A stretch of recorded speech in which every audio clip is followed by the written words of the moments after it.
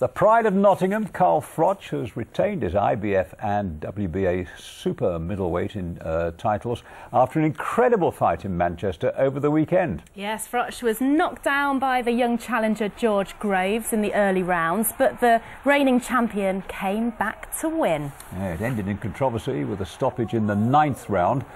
Groves had been leading on points, but the referee decided it wasn't safe for him to continue, prompting boos from some in the crowd.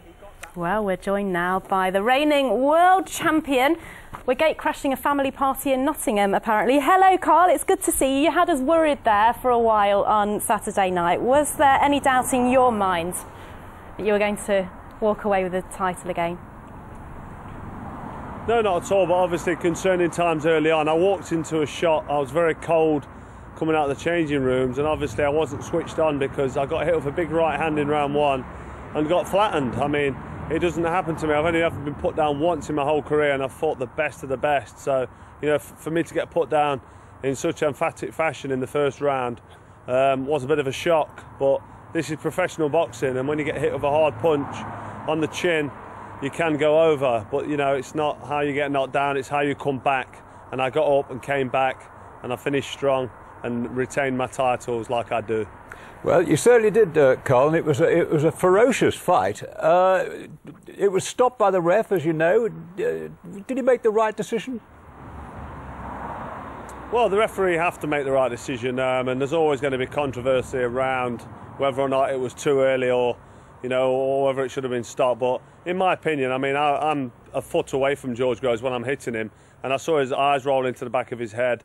He was knocked out on his feet. He was gone. If I'd have been able to hit him with 2 or 3 more punches, it could have been very dangerous. So nobody wants to see somebody gets badly injured or seriously hurt in a boxing ring. And it's the referee's job as an official to make the right decision. He's an A-star referee, which means he's very experienced. He's done numerous world title fights over the years, and he saw what I saw, which was George Groves getting a bad beating and getting knocked about quite heavily with some heavy shots. And he turned his back on me, and it was slumping towards the ground when the referee caught him.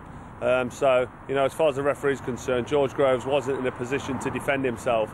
And if you don't defend yourself at all times, the fight's over. So the referee definitely made the right decision.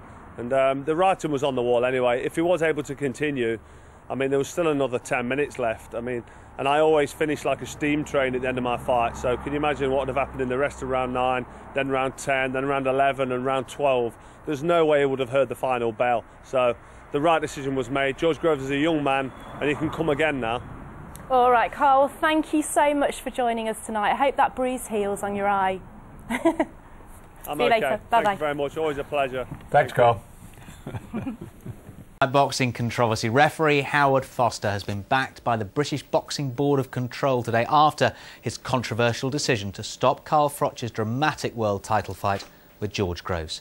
Now, it meant Froch retained his 2 super middleweight belts on Saturday, but both the ref and Froch were booed by the crowd. Mark Shardlow had the only camera in the dressing rooms after the fight. It's 2 o'clock in the morning. Carl Froch heads back to his dressing room. His win over Kessler earlier this year had left him a hero. Now he's the unwitting villain, still world champion, but no feeling of elation. There was a stunning start. Froch down for the first time in Britain in round 1. After an amazing reception, he was hanging on. George Groves was winning over the crowd and was ahead with the judges at halfway. It was sensational, scintillating boxing.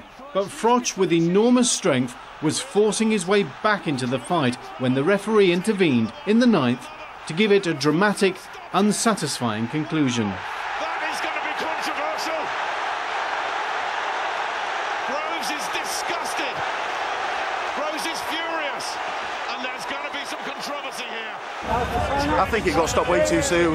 If it had carried on, I reckon Carl Froch would have put him down. I think he should have kept it going, really. I think he was a bit soft front ref. What do we want? Do we want Groves out cold in a coma? No, we don't. The referee was spot on. You know, he caught him. He couldn't even walk. The referee was carrying him. Obviously, the fans booing tonight. Didn't even see that. And this will reverberate for weeks and weeks and weeks. Froch was still the champion, but the fans weren't impressed. I'm devastated that I got booed in the arena.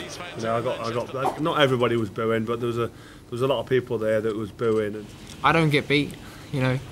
I always find a way to win, so I feel like I've had that taken away from me tonight. Carl Froch had been hit more in this than any other fight. It was tough to watch, and tough on Froch too, to have the glory of victory tarnished with upset fans.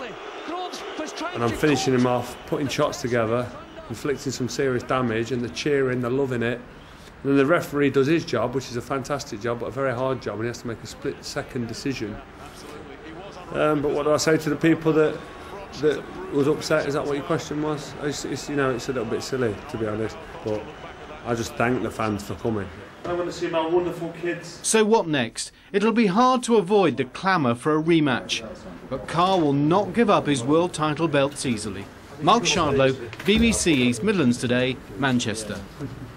Was astonishing.